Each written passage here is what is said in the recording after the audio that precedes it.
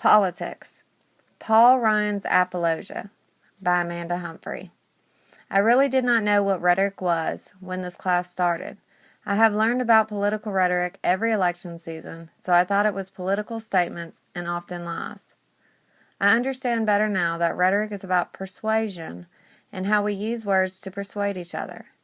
I was almost as confused about apologia. It seems every day a celebrity or politician is apologizing for something, and society in general tends to accept their apology. But we often cannot accept the apology of those closest to us.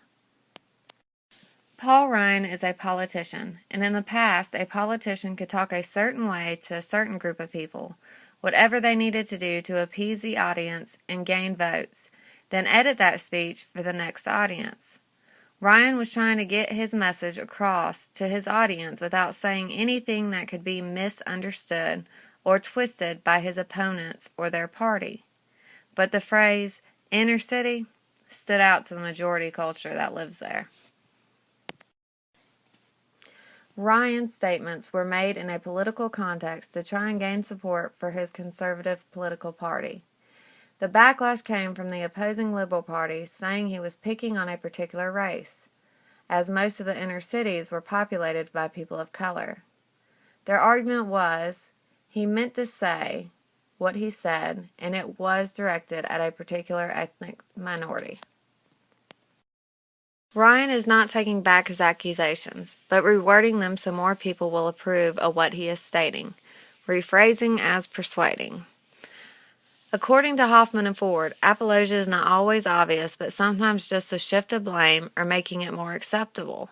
Here, Ryan is trying to place the blame on society to take the focus off of himself. He is not taking responsibility for the actions and words he spoke. Aristotle, the founding father of rhetoric.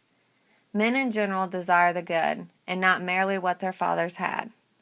I believe this is true in many aspects, as well as fathers and mothers want more for their children than what they had.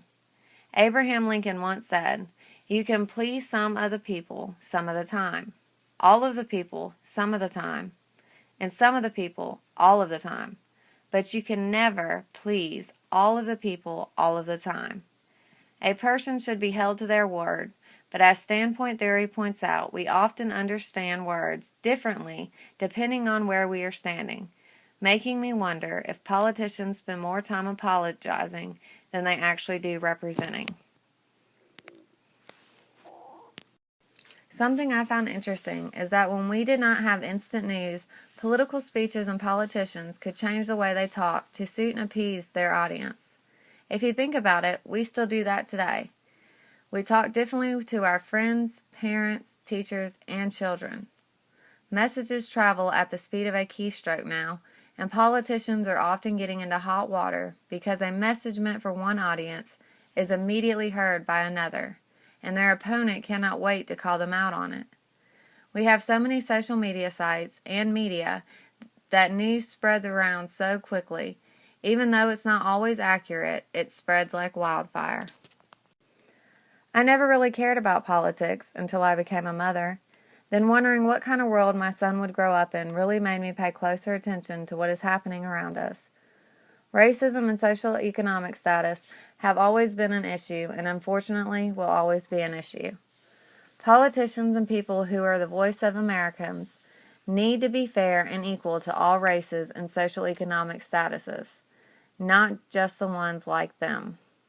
People need to want to change, but as long as comments divide the classes, either because of miscommunication or intentional misdirection, change is going to continue to be a difficult task.